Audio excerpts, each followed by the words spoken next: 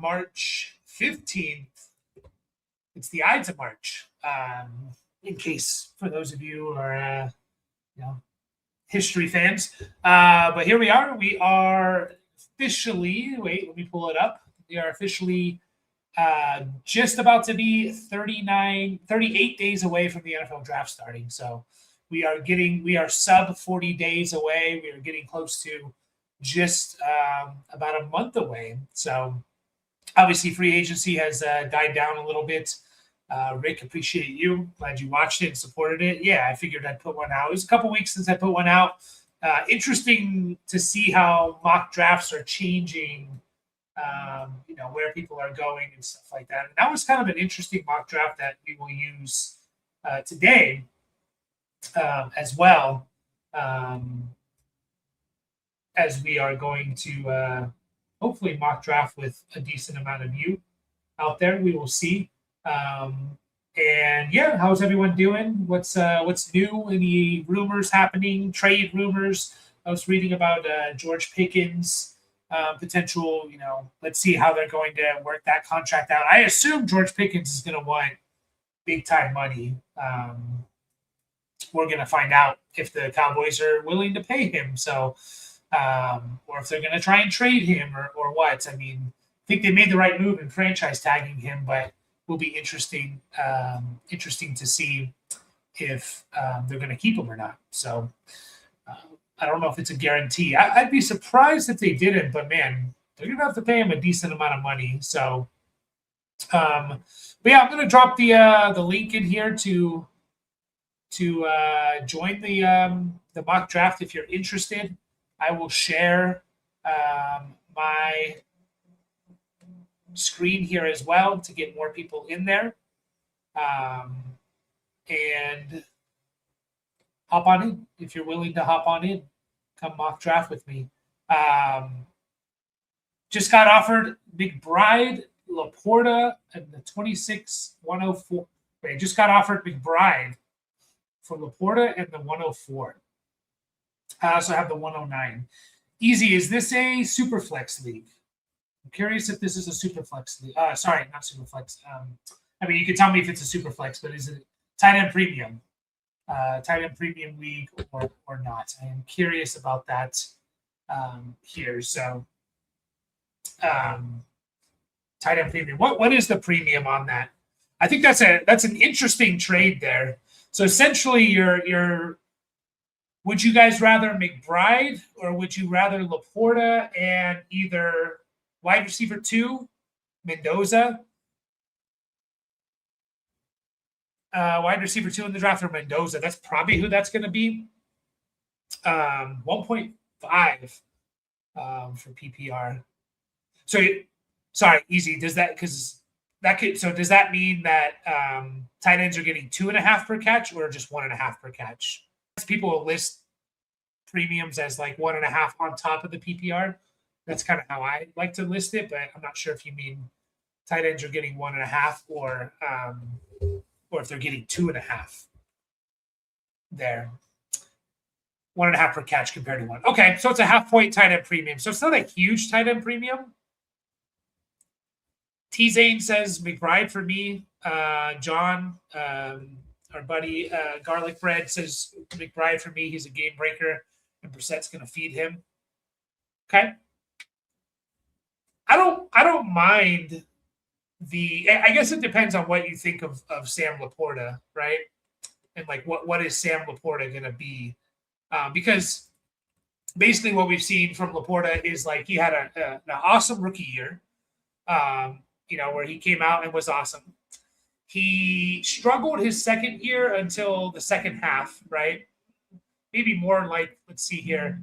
Yeah, it's when he missed week 11 in 2024. And then, down the stretch, he was awesome. The last 6 games, let's see here. The last 1, 2, 3, 4, 6 games, and that includes their 1 playoff game. McBride was really, really good down the stretch in 2024. I'm pulling up the per game stuff here. By the way, guys, if you want to join us here, rookie mock draft, we are going to use a CBS 3-round mock draft that we can. We'll check out the landing spots here in just a second. But we're going to be using that as our landing spots.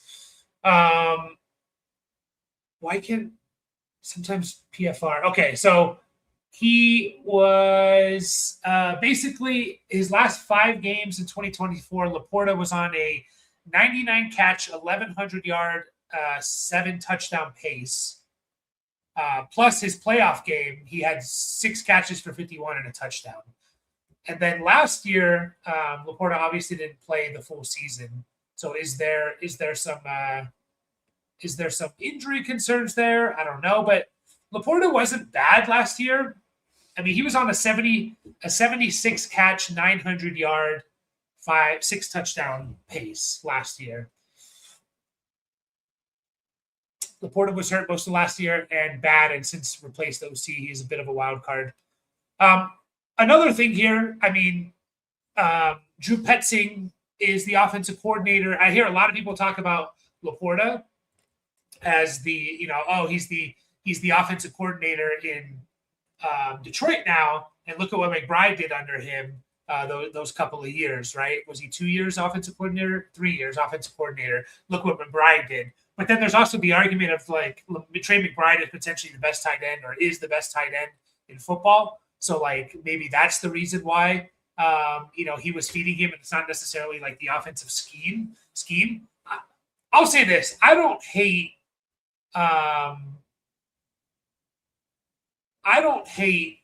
the Laporta and the 104 side. So the tight end premium is good. It's not massive. It's a half point. Right. So that's already like, okay, it's a little bit better for tight ends, but it's not, like we play in our listener leagues 2.25 compared to 1 point or something like that. And then the 104, I mean, you're basically looking at, wide receiver 2 or QB1, maybe wide receiver 3. Like I don't hate the 104 side a whole lot. I know a lot of people love McBride and that's totally fine. And I get the injury concern and stuff like that. But I still think Laporta is like really good. Drew Petzing is coming in, and yeah, he did have an offense that fed the tight ends. We know that the Lions are going to be a good offense. Obviously, the stock for Laporta goes up if a guy like J-Mo gets hurt or Amon-Ra or something. So I honestly don't mind either side here. And I would say easy that it really does depend on how you feel about Laporta. If you think he's going to be that, if you think Laporta is going to be an 80 to 90 catch guy, an 800 to 900 yard guy, and the possibility of double-digit touchdowns, then I think the smart play is to get the 104 and Laporta, if that's what you think Laporta is. If you think he's probably closer to like a 70, 75 catch guy and maybe 800 on a good year, then I would probably just keep McBride. Interesting trade, though. Rick is in a startup tomorrow, and yeah, guys, if you want to join our rookie mock here, we're gonna be kicking it off here in about 5-ish minutes. Join if you so please. I'd love to get a couple more of you in there. I need to change the linear draft here. I'll draft for the auto picks here as well. Rick, you are in a Dynasty startup tomorrow. It's my first full PPR tight end premium, 2 PPR, some crazy elite tight ends. Any advice for me? So again, Rick, is this tight ends are getting 2 per catch or they're getting 3? I assume you mean 2 per catch because I don't know if I've ever heard of a tight end getting 3 per catch. Here's what I'll say about that, Rick. Let me show you the WAR for our listener leagues here. So Poseidon is a PPR. So our listener league that I'm about to show you here is a 1.25 tight end premium. So tight ends are getting 2.25 per reception. And look who's at the top of that. Trey McBride, the most valuable player in the entire league last year at 2.54 wins above replacement. More valuable than McCaffrey by 0.3. More valuable than Josh Allen by a full half a WAR. More valuable than Puka by 1.6 or 0.6 WAR. So now you do see the drop off here. You see the giant cliff right here. We didn't really have any tight ends sniffing McBride last year. I do think Bowers can get there, maybe Loveland, maybe Warren. But you see the blue line there in relation to all the other ones. Unless they are like McBride or Bowers or Warren or Loveland, if you think they could reach that, I don't mind taking a McBride or a Bowers in the first round even. Again, maybe Trey McBride was the most valuable player in our Poseidon League, and this is a 1.25 tight end premium, meaning tight ends get 2.25 per catch. So I don't mind you taking McBride in the first round or Bowers. I think once you get past those elite guys, I would be a little bit hesitant about them, like overvaluing them too much. Obviously, you can value them a little bit more, but you still have, like, you can see how this line really flattens out here, especially when you get outside like the top 12 tight ends. Like, this is just a pretty flat line. And so there's not a whole lot of difference between like tight end 13 and tight end 27 or something. So I expect this cliff to be maybe one or two guys up here, maybe not quite that high, but one or two guys near the top, a cliff. And then there's going to be like tight end 3 or 4 to 10 or so, and then another cliff, and then the rest of the tight end. So I would prioritize those tight ends for sure. So other than that, though, I don't think you really change it too much on how you're going to draft, to be honest. But we had a guy who won one of our listener leagues. Again, it was a half PPR, 1.25 tight end premium, and Rip Lips. He won the league last year, and he drafted so many tight ends. Like, it was. He named his team Tight End U. He had Fannin, Hawkinson, Freiermuth, Mason Taylor, Kincaid. I know he traded some away. Theo Johnson, Jonnu Smith, Kittle. And again, he traded one or two guys away as well. So, but yeah, I definitely don't mind taking those tight ends quite early. So also, you got to take into account people are probably going to maybe overvalue tight ends a little bit. So, you can get more in a trade for them. But a couple more minutes, guys, before we start this up. Again, if you are drafting with us, we are using the CBS mock draft here. I'm going to check out let's check out the landing spots, actually, of this CBS mock draft.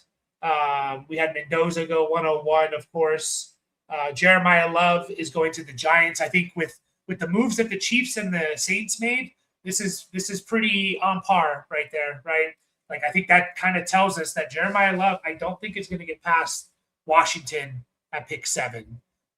Could go to the Titans, could go to the Giants, could go to Washington, in my opinion. So Jeremiah Love there. Carnell Tate is the first wide receiver off the board at the 108. This is an interesting mock draft. Kenyon Sadiq goes to the Rams, 13th overall. That's interesting because the Rams just, obviously they have Parkinson still there. They drafted Terrence Ferguson. They just brought back Higbee on a contract. So, but they run a lot of 3 tight end sets. So Sadiq to the Rams is in the world we're living in. We have Mekhi Lemon to the Cowboys. Interesting there. Jordan Tyson falls 24th overall to the Browns. Omar Cooper Jr., 25th overall to the Bears. I think we have, Casey Concepcion, 30th overall to the Broncos. And then we have Ty Simpson is a Cardinal in the second round. Denzel Boston's a Titan. We have a bunch of receivers going in the second round. Chris Brazzell, the second, to the Dolphins. Antonio Williams to the Jets. Malachi Fields to the Ravens. Jeremy Bernard to the Falcons. Zachariah Branch to the Steelers. Deion Burks to the 49ers. Eli Stowers to the Broncos. Third round, we got Chris Bell to the Raiders. Elijah Surratt to the Commanders. Garrett Nussmeier to the Buccaneers. Mike Washington Jr. to the Colts. Only 3 running backs taken in this mock draft. We have Carson Beck to the Rams, Sam Roush to the Patriots, Max Clare to the Vikings, and Ted Hurst to the Eagles. I think I got them all there. And we are going to start this bad boy up. Yeah, the premium does help them for sure. Let's do a 12-team Superflex PPR. Let's do a 1-point tight end premium for Rick here. So 1-point tight end premium. And we're just going to kick this off, guys.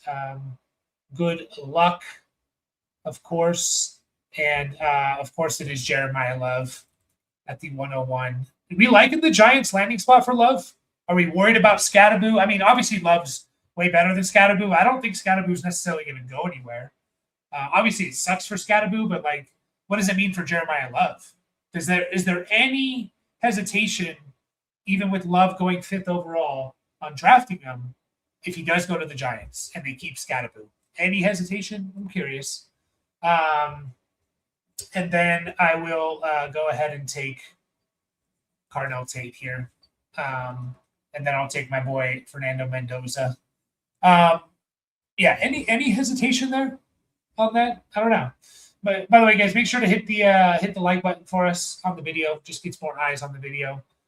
If you're not subscribed, of course, subscribe and join our Discord. We see Mekhi Lemon go off the board.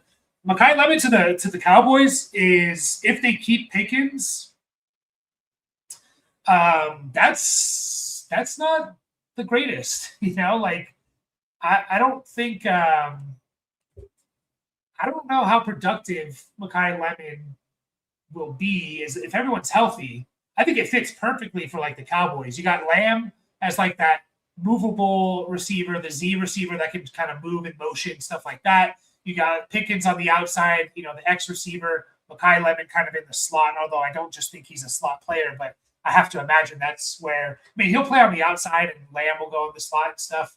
But just, you know, overall, that's kind of how I envision it. But I don't love that for him for sure. No hesitation for me for Jeremiah Love. No hesitation. Just hate that for Scatterboo. I hate it for Scat. I prefer Tennessee, but production should be relatively similar. Yeah, probably, right? Probably. I do hate it for Scatterboo. I'm curious if the Giants would do that. I'm really, really curious. I mean, I know this draft isn't necessarily super deep with like blue chip prospects, and Love is one of them, but man, you do have a good running back there. Like, is it better to have like Scatterboo and you know, whatever that the Giants need and stuff like that, or like an edge, one of the better edge players, or a Sonny Styles or something like that, or is it better to go with like Love and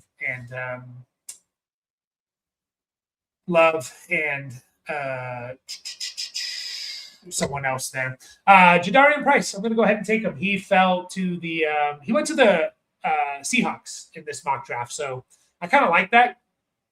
You know, they have Charbonnet, who's coming off an ACL injury. He's in the last year of his contract. They brought in Emmanuel Wilson, but that doesn't scare me too much. Like, I think Jadarian Price could easily be the running back there. I think Charbonnet will be a little bit of a problem, especially once Charbonnet heals up. But, you know, from you know, that point on, it could be kind of Jadarian Price's backfield. So go ahead and take Concepcion, who goes to the Broncos. Broncos have not been that that fantasy like haven that we were hoping it was going to be.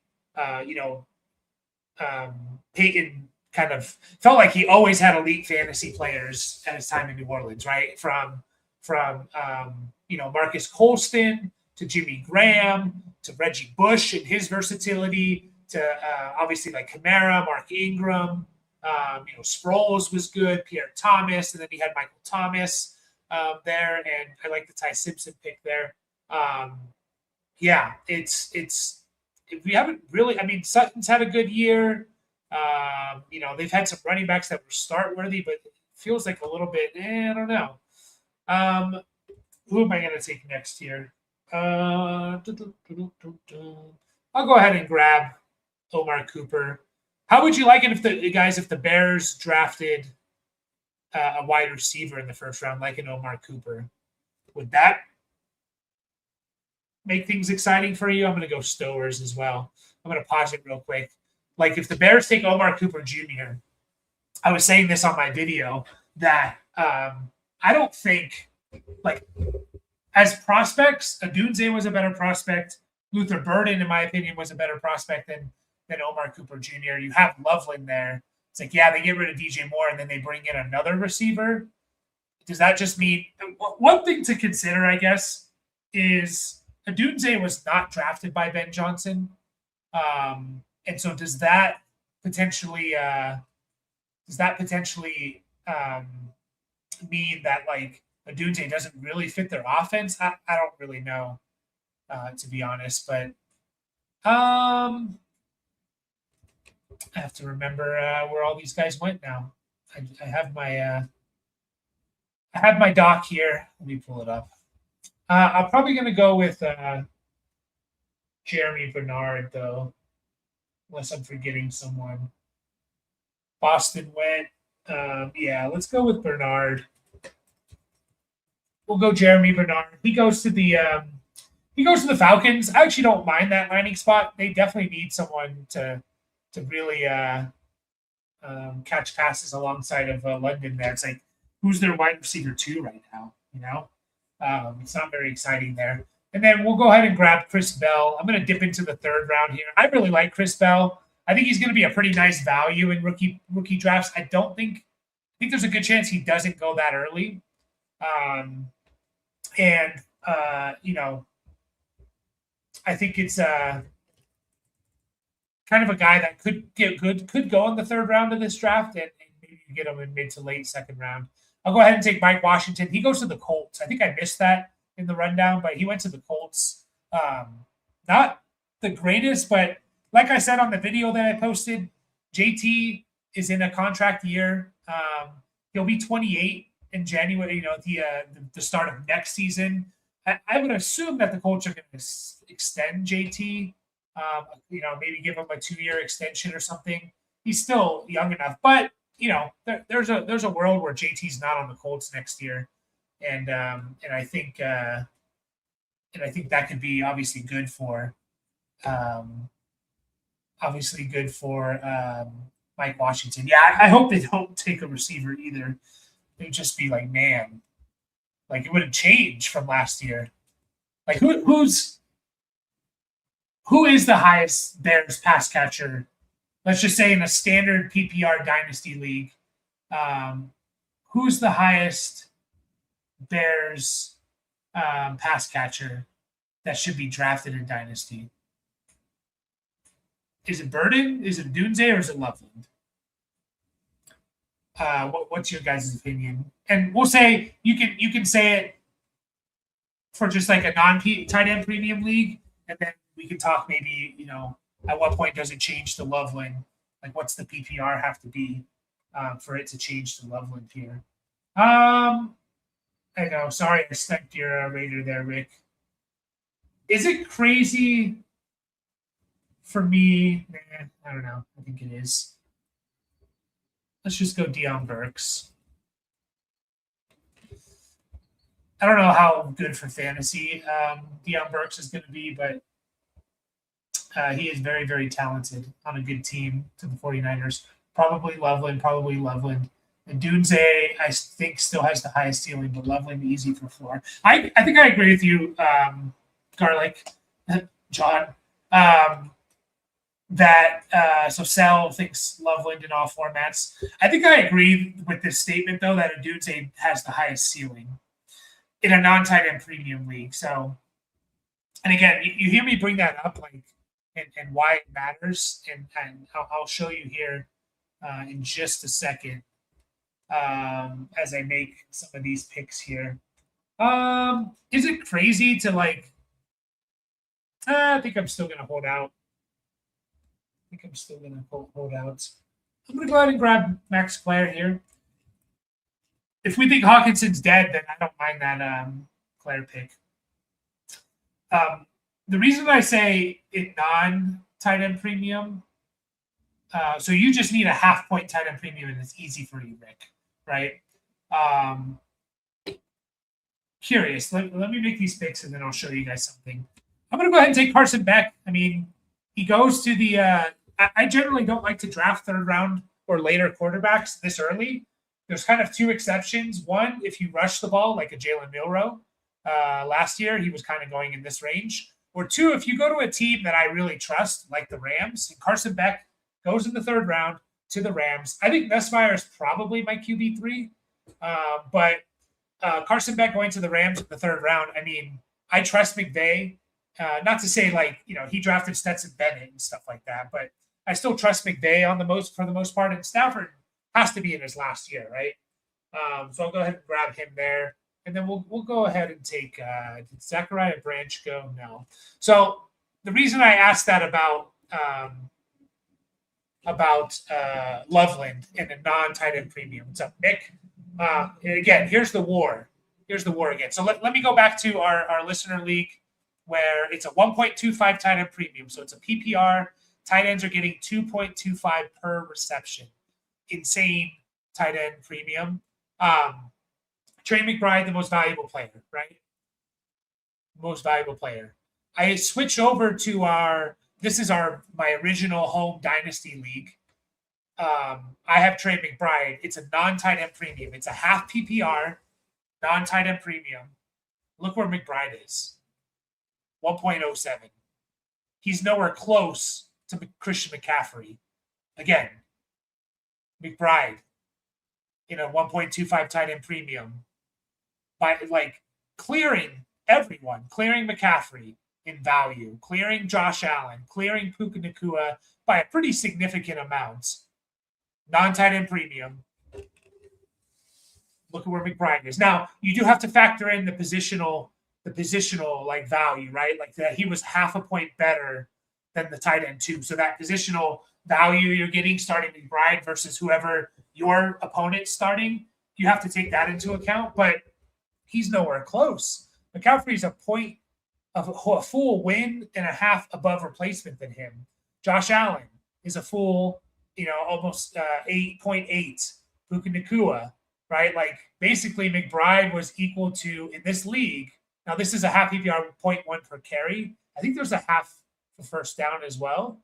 But he was equivalent to Ashton Genty, McBride was. So that's why I kind of mentioned non-tight end premium. I think it is a doomsday for me. I think it's a doomsday for me because of the upside. And then where does the tight end premium have to be? Probably 0.75 for me to I would consider it at half a point for sure, like Loveland. But 0.75 to me is where it becomes okay, I'm not going to think about it. 0.75 on top of either half or full PPR is where I get to the point of not even thinking about it. Still might take them in a 0.5, but I would still debate it. So let's go with I'm going to take Antonio Williams. I kind of like that draft pick. I think he's a decent player, probably a wide receiver 2 at best, but he gets onto the Jets. And again, go look at the Jets depth chart. They need a wide receiver 2 desperately there.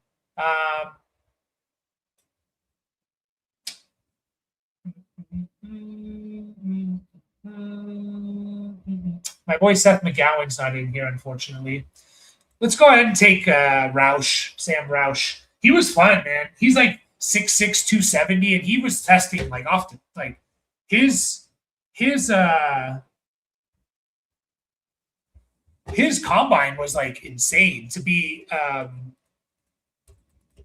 Let me pull up Sam Roush here as let me make this pick real quick.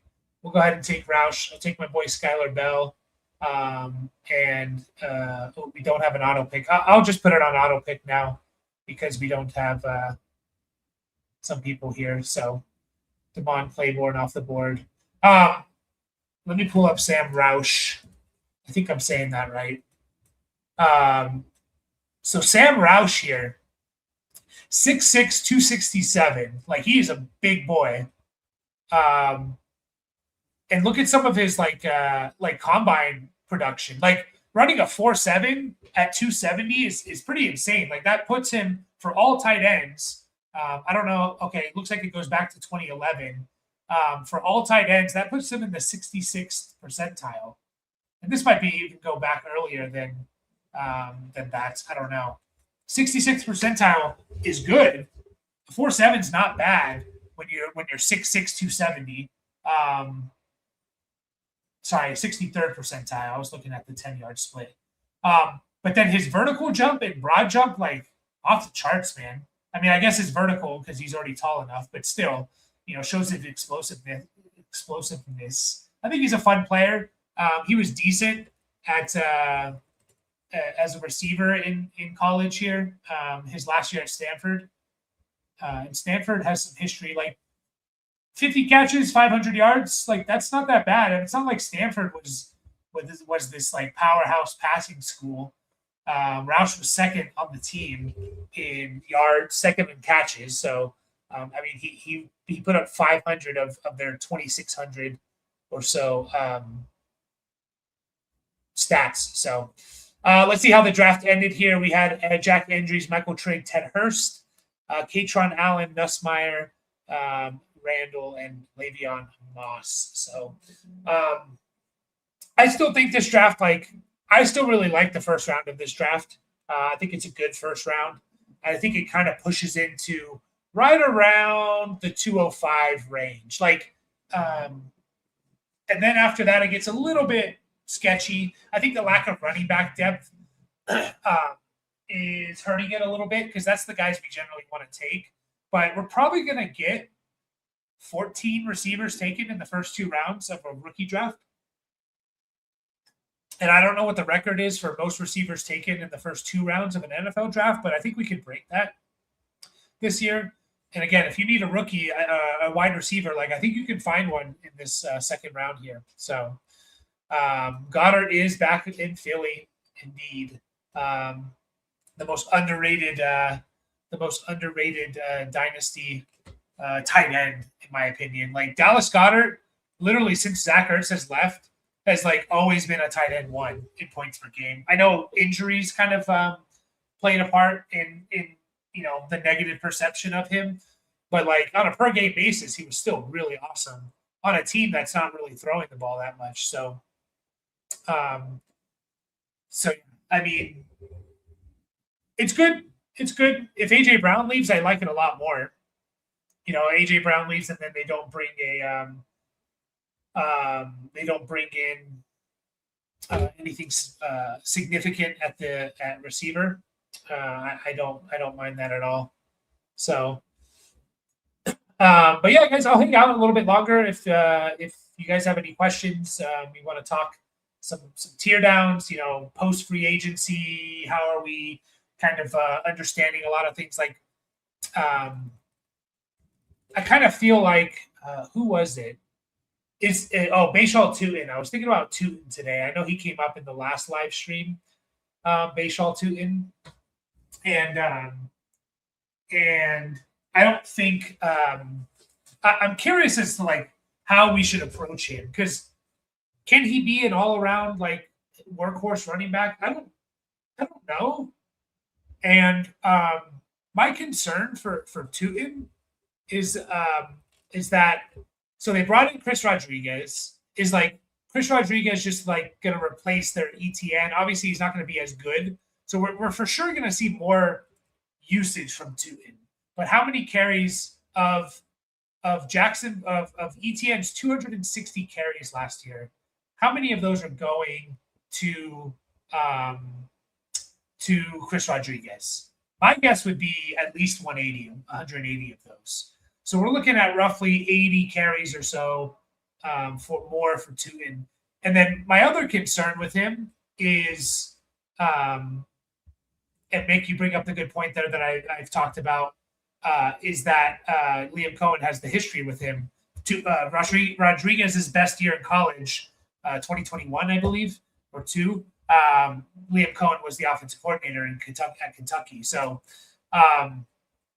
there's that. Also, I know a lot of people. I think a lot of people think of Tootin as the third down back. They were using LaQuint Allen last year as the third down back. It wasn't Tootin. Now Tootin caught some passes, but He played in 15 games, only caught 10 passes. Bashaw Tootin. He was not the third down back. It was LaQuint Allen.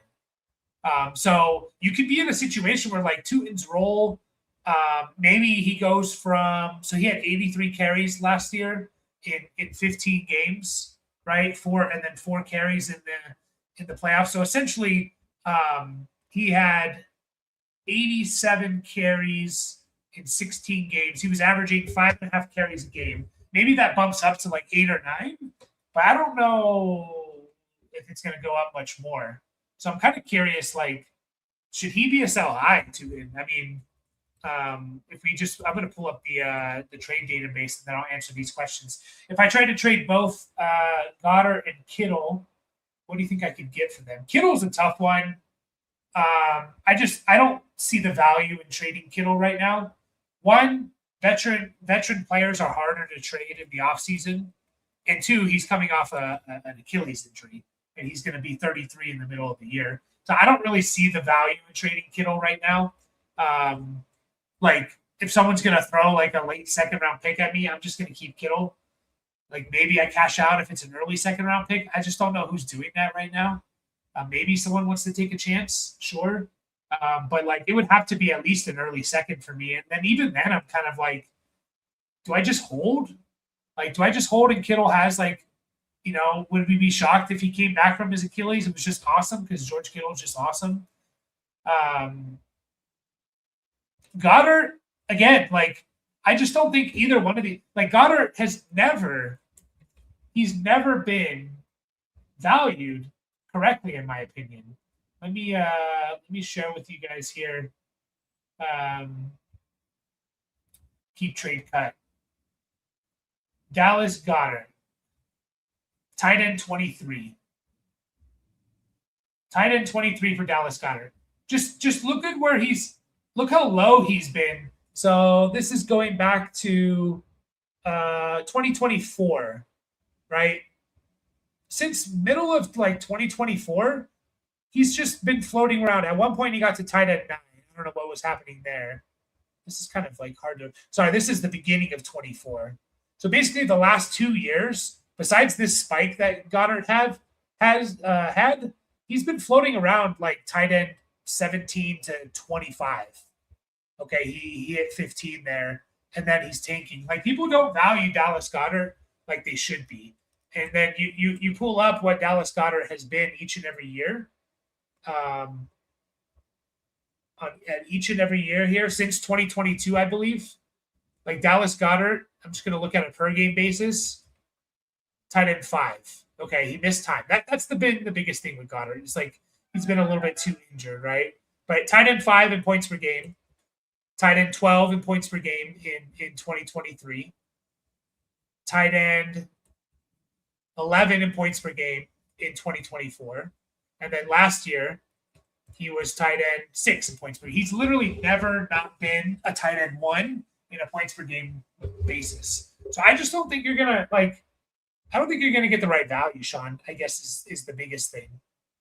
That's like my point there that I'm making is, like, what's someone going to offer you? Again, if someone wants to offer me like an early second or a 27 second, and I think it could be a high pick, then maybe I cash out. But, like, other than that, I think I'm just going to keep those guys. I think they bring back more value on my team. They're like down tier options for sure. Mick, you were offered Bucky in the 106 plus the 111 for my Hampton in the 304. Should I pull the trigger? It's a 12-man, 0.25 per carry. Mick, how many starters in this league? How many starters in this league? Because you're getting basically, it's like Hampton for Bucky Irving. So let me pull up the mock draft we just did. I closed it out, but let me just pull it up here.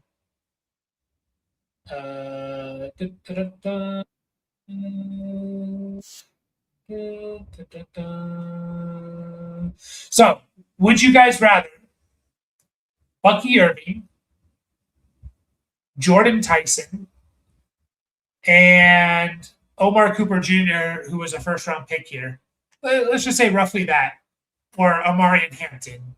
304, I'm not even really considering. Like, that's a dart throw, especially in this year's draft. It was Nicholas Singleton in this draft, but like it's a dart throw, right? It's only a start 8. Okay. So that puts a little bit of context there. Because start 8 is very shallow, and we want studs. That being said, I personally think Bucky is a stud. Start 9, okay. It's a 12 team. So it's not like, yeah. I don't mind the Bucky 106, 111 side. I know Hampton is going to be a beast. I think Bucky is also going to be a beast. I don't think he's as good as Hampton, but if you're telling me I get like Jordan Tyson and a first round pick at wide receiver, or a quarterback in a super flex league, I probably take that because I don't think Bucky's that far off from Hampton. Now, I do think Hampton can reach the elite tier. I also think Bucky potentially could. Kenneth Gainwell is obviously going to take catches from him, but like Bucky just needs to catch about 40 passes, about 2 a game, 2.5. So, yeah, I like the Bucky side there. T-Zane agrees. I like the Bucky side there. 0.25 per carry is interesting. But again, like, I think Bucky's also going to carry the ball a lot, I think he's also going to carry the ball a lot. So I obviously think Hampton's the best player there, but I think the 106 and the 111 is enough there for me. Seems more like Tootin will be spelling Rodriguez. Yeah, I agree with there. Any thoughts on BTJ getting traded this offseason? If so, to which team? I don't know. I just don't know. Like, what was the rumor that the Jags wanted like 2 firsts for him or something? Like the asking price is too high.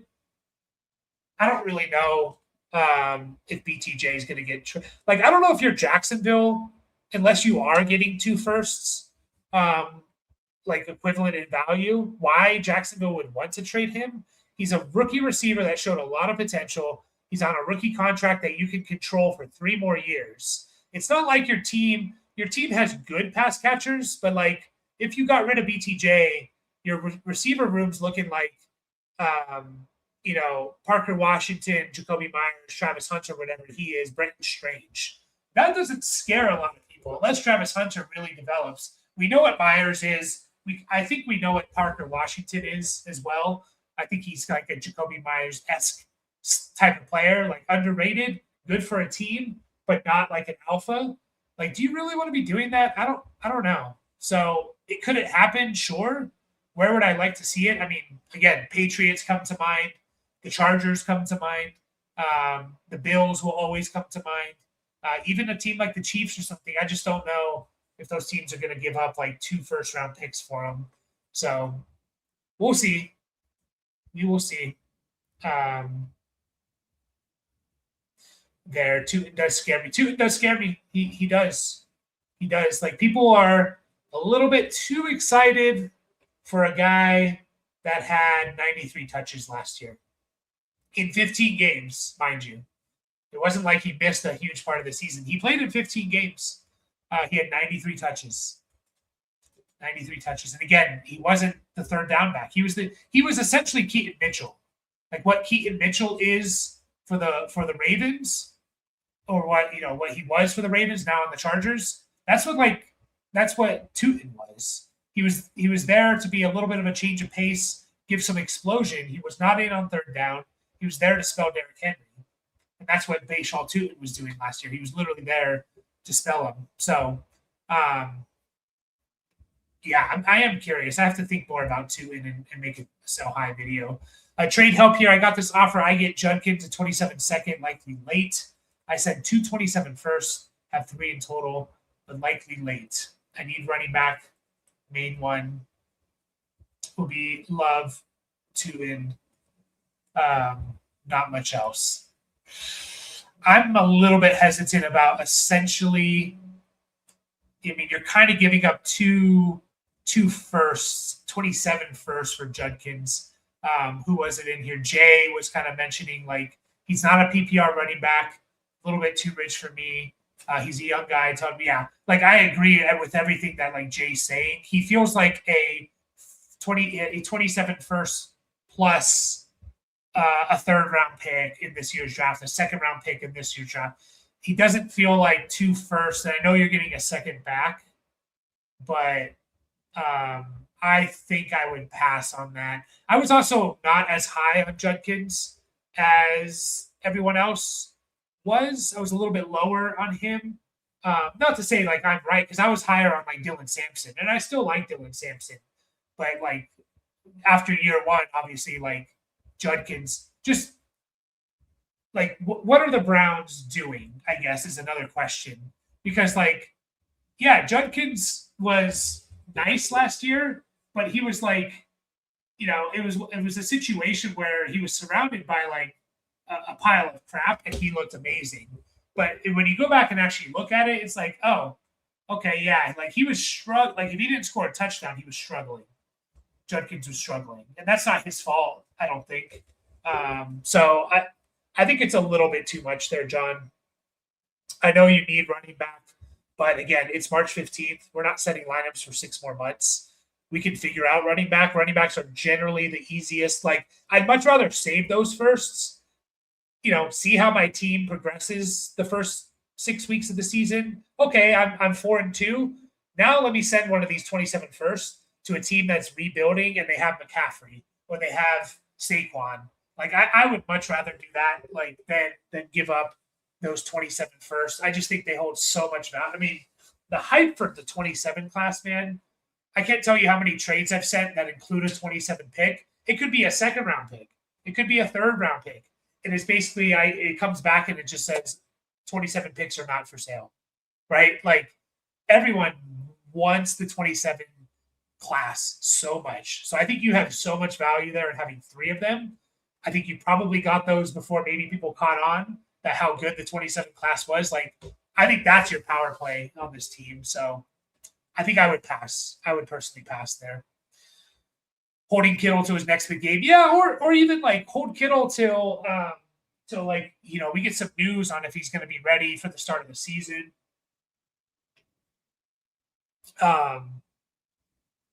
Yeah.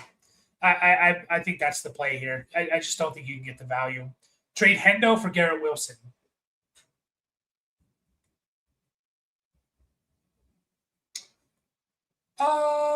What would you guys rather have here? Is this a lateral move? Is this a even move? Is it PPR? Golem? Is that Golem? Like Golem? I know it's not spelled the right way. Is it PPR? Is it half PPR? Is there any point per carry here? Is this a lateral move? I tend to not like make lateral moves. I tend to just keep the guy that I have. I guess team build is important here. For what it's worth, Keep Trade Cut in a half PPR league has Garrett Wilson slightly favored. It's essentially a lateral move in their opinion, but they do have it slightly favored to Garrett Wilson. Yeah, it might just come down to like, do you need a running back or a wide receiver, like Kevin's mentioning? I think in a vacuum, I would take Garrett Wilson over Henderson. But I think there is a lot of looking to boost wide receiver 2/3 area with an uncertainty of rushy. Okay, so you need a receiver. And so that I think that leans towards, I'm fine with this trade. I think it's pretty even. And in a vacuum, I would take Garrett Wilson over Travion. If it was in a league where running backs are slightly more valuable, like in a half PPR, 0.1 per carry, then I would take Travion. If it's in a PPR league, no point per carry, then I would take Garrett Wilson. So yeah, I think that's fine. Free Michael Mayer. Here's the thing, though, is with the 2 tight end sets. Let me show you guys this. Let me see if I can find the website that I found it at originally. This is from Sumer Sports. Hopefully I'm saying that right. They looked at here Sumer Sports Summer. They looked at personnel, 12 personnel here.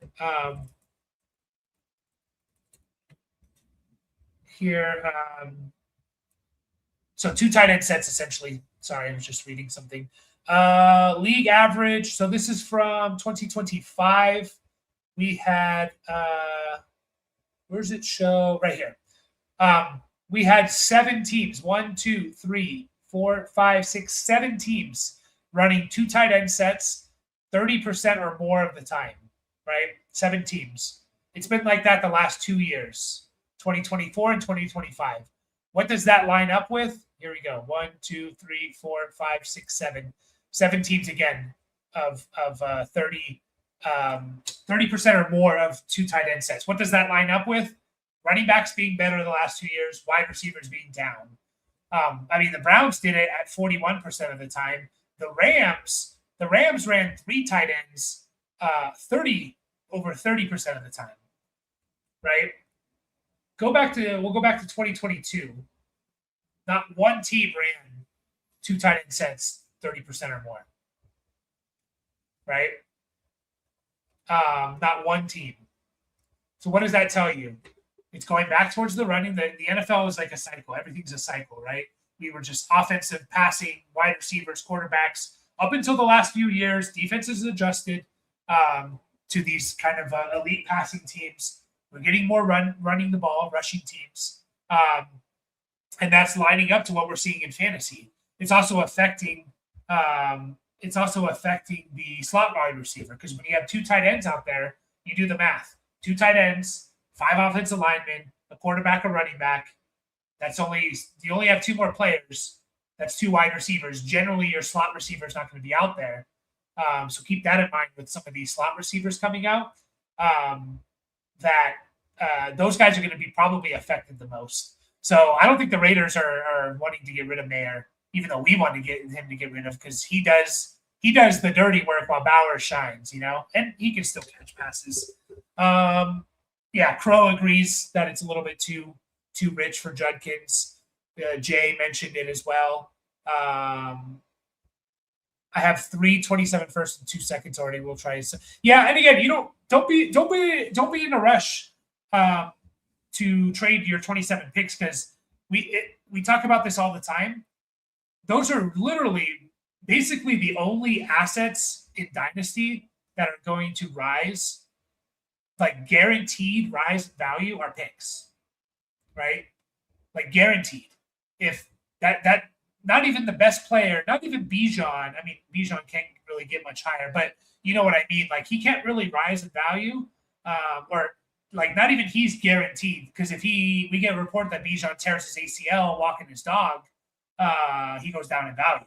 Picks, they don't have that issue. So like those 27 picks are only going to skyrocket in value as we get closer and closer, as the season's starting, as like teams as you're watching college football and you see Arch Manning be a beast, and Jeremiah Smith is awesome and stuff like that. Like these things only rise in value. So don't be in a rush, and maybe, especially trading for running backs right now, especially injured guys. Like I'd much rather trade for running backs in the middle of the season if possible. So I would send one. Yeah, we talked about that. Great draft class, like the Bucky side. If Kyler's a starter, which we presume he will be able to feed all 3 options, I think I'm slowly trying to get out on some Addison. I think that's fair. That being said, like, Addison's never really been a big volume guy. So like, do I think Kyler can support Addison catching 70 passes or averaging about 4 catches a game? I do. And for Addison, he needs to catch the touchdowns. And I think that's just more the nature of playing alongside Justin Jefferson, right? But he did show in his first 2 seasons, like, he caught 19 touchdowns. He had 20 total touchdowns his first 2 seasons. So I think that's probably Addison's path, as long as Justin Jefferson's there, to be honest. So, but no, I'm not super confident in that, to answer your question, Kev. Yeah, I agree there. Too much to pass on. Rather have Garrett Wilson if I needed a wide receiver. Agreed. I'm in a non-tight end premium league. I have both Barner and Arroyo. Would you sell to upgrade or see which guys rises? I also have Gadsden. Thoughts on him this year? I think Gadsden's obviously your most valuable player. I like Barner and I like Arroyo. I don't really know how Arroyo fits into that offense. Again, we just talked about two tight end sets on the rise. I think in a non-tight end premium league, I don't know if you can get much for those guys. I would sell whoever's more valuable. So in non-tight end premium leagues, what I'm really looking to do is I'm looking to tier off of. I'm just going to pull up keep trade cut here, like probably Gadsden to be honest. Like I unless I have basically these 5 players, maybe if you want to throw in Kraft and Laporta in there with the possibility of Pitts, like the guys I'm really looking to sell in non-tight end premium leagues are the Gadstons, Likeleys, Kincaids, Fergusons of the world. Because I think you can down tier to a Goddard, to an Njoku. I mean, Njoku's an incredible buy right now. A Chigakonkwo, even. I think Okonkwo is going to be solid next year. And then the difference in production between like these guys and the difference it means for your team between like Jake Ferguson and a Chigakonkwo, I don't think is not going to be that much. And if I could get extra assets on top of it, I'm doing that each and every day of the week. So I think Gadsden is like, he's probably your most valuable piece. I wouldn't mind. Can I tier down? Can I get a Mason Taylor? Can I get a Njoku? Can I get a Chigakonkwo? Can I get one of those guys and then get some assets on top of it? I think that's what I would potentially be looking to do there.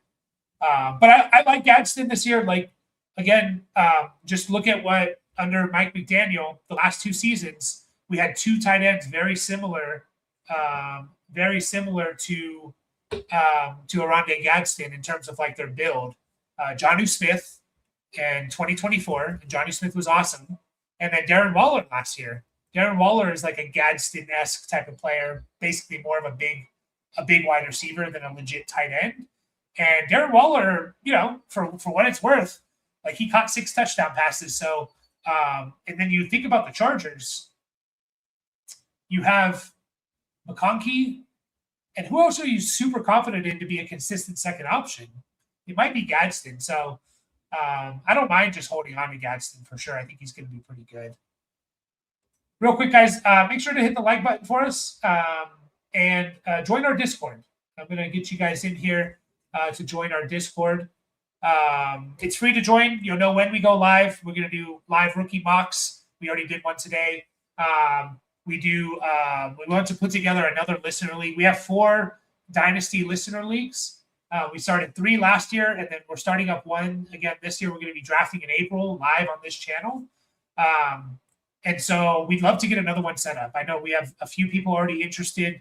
Love to get one more set up. So if you are interested in joining a real money Dynasty listener league playing against me, my brother, and other listeners in this channel, join the Discord. We'll start putting that together. And then we do team reviews as well. We do charge for it. It's $20 for 1, $30 for 2. Some people in here got team reviews from us, and they can tell you we spend at least an hour talking about your team. So you get your money's worth. Like we break down your team either live on set or make a private video for you if you don't want like other league mates, if they watch our channel or consume Dynasty content, you don't want them to see it. We can do it private for you. And yeah, we spent like an hour talking about it because that's just what we do. We break down a lot of stuff. But yeah, Jay, hopefully that helps you a little bit. Trade the 105 and Caleb Johnson for Garrett Wilson and Aaron Jones. Yeah.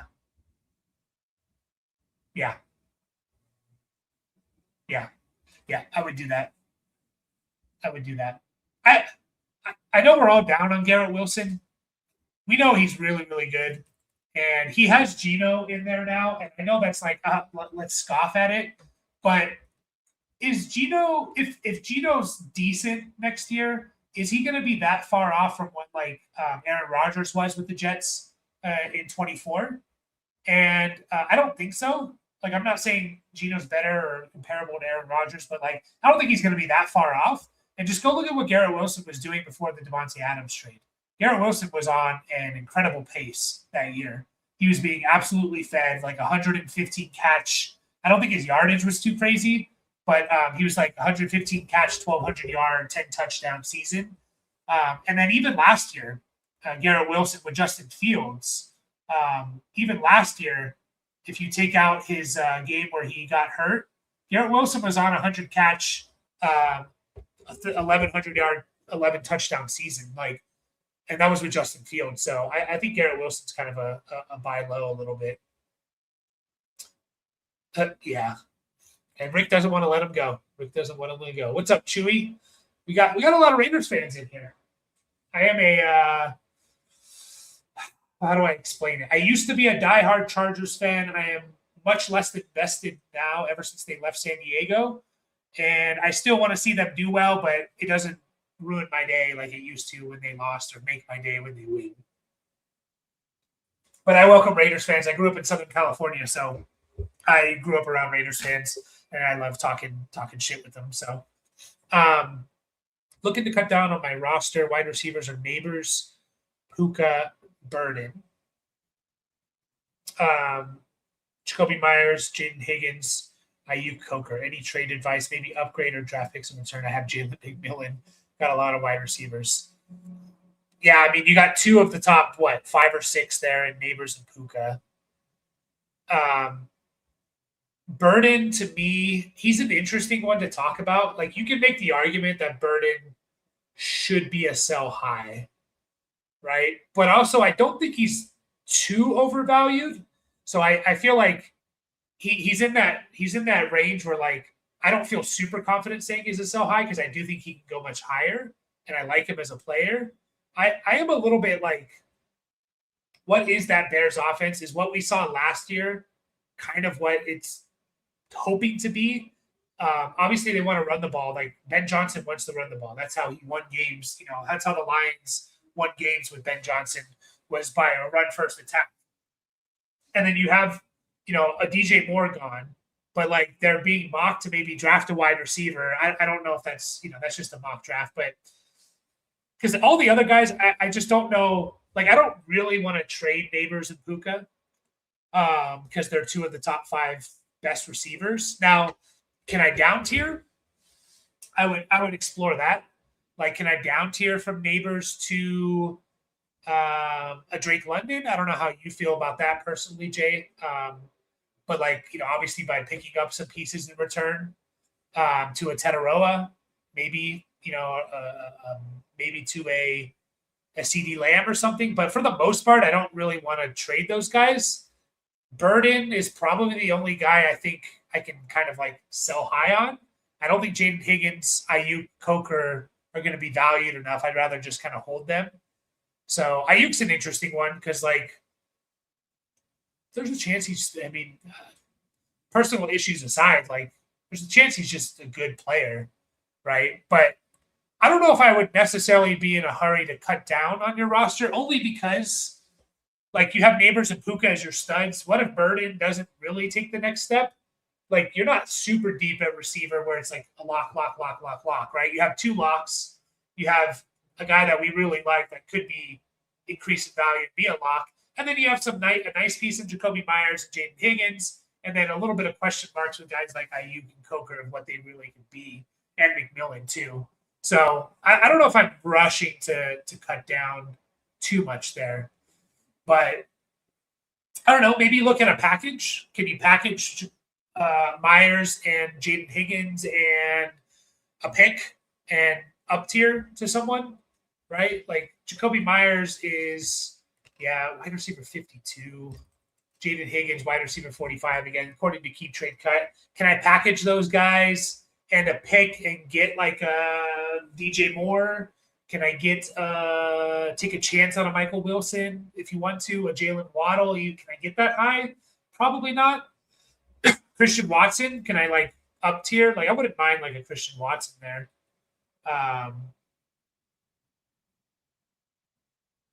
So yeah, I don't know where else. I mean, not knowing your running backs and stuff, right?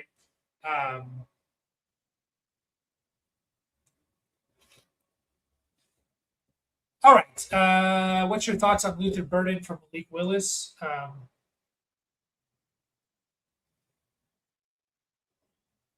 What's your thoughts on Luther Burden from Malik Willis in the 202? I think I'm going to take Malik Willis in the 202. I'm not like I'm not like super high on Malik Willis. Like I'm excited about him, but I think I'm taking Willis in the 202 here. So I think you can get that trade done if you're looking to trade Burden. And it definitely could be a trade where you look back on it and it's like, oh crap, like Burden actually hit. He's a top 12 wide receiver asset in Dynasty, and Malik Willis. Like my concerns with Malik Willis, and I'm sure you've heard T Zane, because I know you're always here in the live streams and stuff. My concern with him is basically that he's on a bad team, and even if he'll be good if he's the starter next year for the entire season. I would be pretty surprised if he's not a QB1, the top 12 guy. But they could also just lose a majority of their games while he's the starter the whole year, and then they replace him in the super deep draft next year. And they don't even need to be the worst team. They could win 4 or 5 games and still get like a quarterback. Look at a couple years ago with the Caleb, Jaden Daniels, Bo Nix draft where you had 6 quarterbacks taken in the top 12. They could be picking anywhere in the top 10 and still get a quarterback to replace Malik Willis. So that's my biggest concern with him. But I think that's a decent haul for Burden, to be honest. Because, like, is Burden really worth that much more than, I don't know, the 109 or something? Like, is he roughly right around there? The 108 maybe? Yeah, maybe I'm a little off there. Maybe he's like closer to like the 107. Keep Trade Cut has him at like the 106, 105. I don't know. I think I would be fine with that trade, especially if I needed a quarterback. Like, what's your quarterback situation looking like there?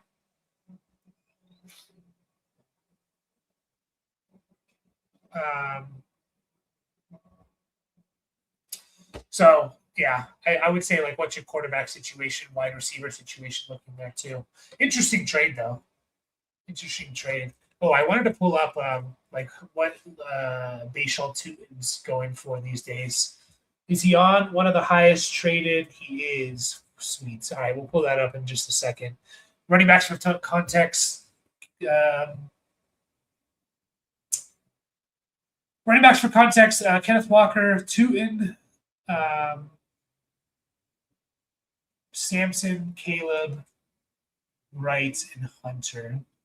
James Blue Tucker just went crazy drafting last year looking for upside. Yeah, I mean, is Tutin and Burden seem like the guys to kind of like potentially trade, right? I kind of don't want to trade Neighbors, Puka, and K9, right? So I kind of don't want to trade those guys.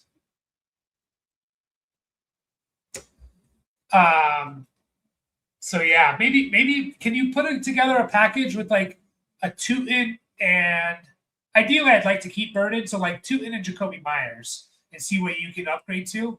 If the hype is high on Tutin, and this is kind of a perfect time.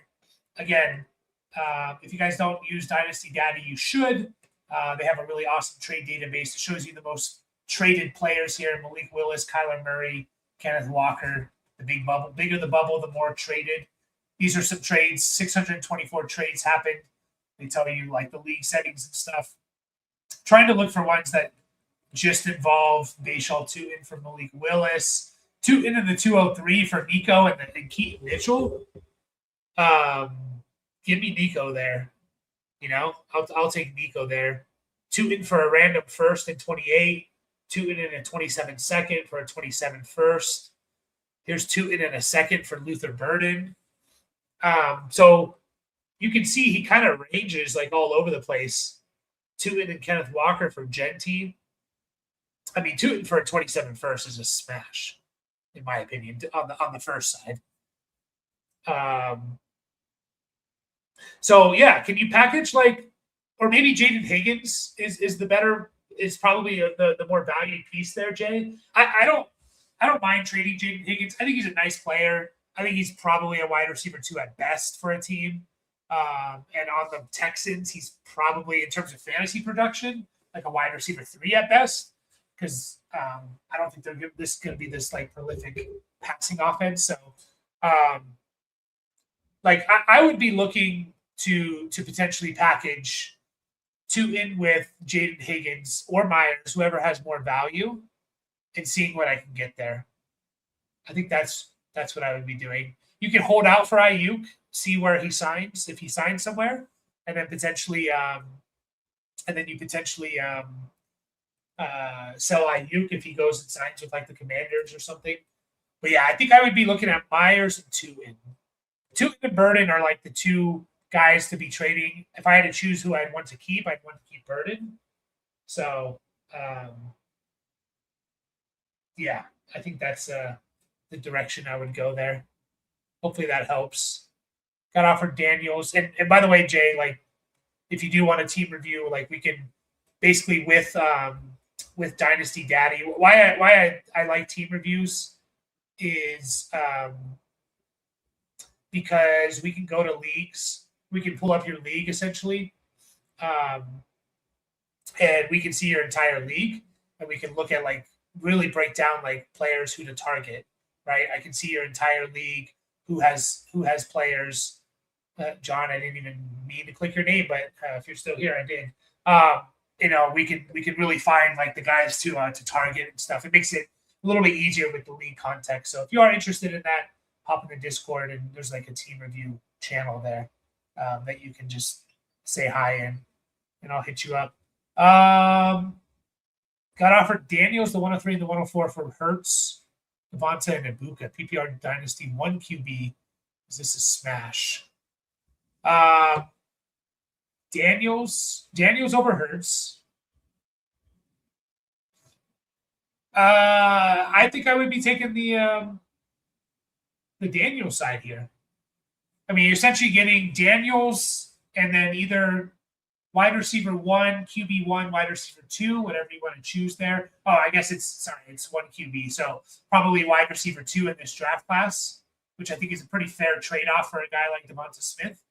Like, obviously, we know what Devonta Smith is. He's a good player. I think he could still be better than what he's been, but you obviously get really good high draft capital wide receiver in this draft, and there's a lot of upside with that. And then Ibuka at the 104. Yeah, I think I'd take the Daniel side there. I'm taking the Daniel side. You have Shuck, Kyler, and eventually Mendoza. So, yeah, you could use Malik Willis, I would say. You have pretty good wide receivers. You already have Lamar and also got the 101. So are you trading away Daniels, Cody? Or are you getting the Daniels side, or are you trading the Daniels side? Harvey and Willis are the most I've seen traded. Yeah, they are definitely all up there from that trade database. Malik Willis is the most traded player right now in Dynasty. And then it looks like Kenneth Walker and then Kyler. So that would make sense that Willis is up there. Harvey's another interesting one we're going to have to talk about. You would get Daniels. I mean, Daniels over Hurts, sure. I think it's a good trade. Like it's a 1 QB, so like how often I feel like you may drive yourself crazy. Like, do I start Lamar or Daniels next year? But I guess that's a good problem to have.